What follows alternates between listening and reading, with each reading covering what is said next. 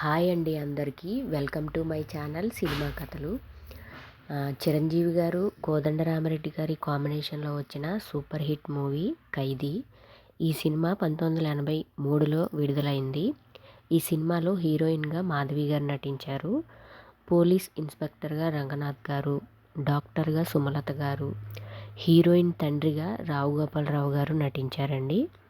ఈ సినిమాకి సంగీత దర్శకత్వం అందించింది చక్రవర్తి గారు. ఈ సినిమాలో పాటలన్నీ కూడా చాలా బాగుంటాయి.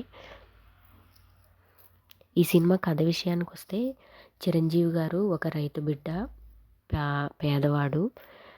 మాధవి గారు బాగా డబ్బున్న వ్యక్తి కూతురు, రావు గోపాలరావు గారు అమ్మాయి. వీళ్ళిద్దరూ ఒకే ఊరికి చెందిన వారండి. వీళ్ళిద్దరూ ఒకే కాలేజీలో చదువుతూ ఉంటారు.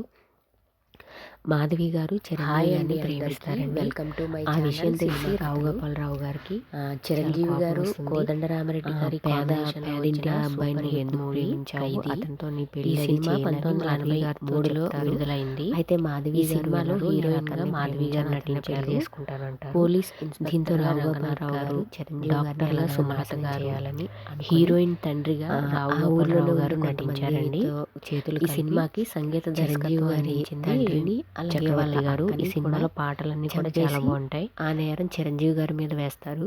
ఈ సినిమా కథ విషయానికి వస్తే, చిరంజీవి నేరం చెయ్యని ఖైదీ అవుతారు.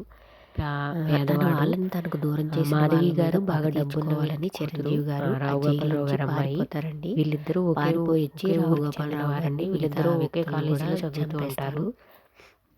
మాధవి గారు ఇలా చిరంజీవి గారిని ప్రేమిస్తారుగా మిగిలిపోతారు. ఆ విషయం తెలిసి రావు గోపాలరావు స్టోరీ. ఈ సినిమా ఎవరైనా చూడకపోతే ఖచ్చితంగా చూడండి. పేద వీడియో కనుక మీకు నచ్చినట్లయితే లైక్ చేయండి, షేర్ చేయండి. ఇలాంటి మరిన్ని వీడియోల కోసం నా ఛానల్ని సబ్స్క్రైబ్ చేసుకోండి. Thank you for watching. ప్రేమించాను, అతన్నే పెళ్లి చేసుకుంటానంటారు. దీంతో రావు గోపాలరావు గారు చిరంజీవి గారిని ఎలాగైనా నాశనం చేయాలని అనుకొని ఆ ఊర్లోనే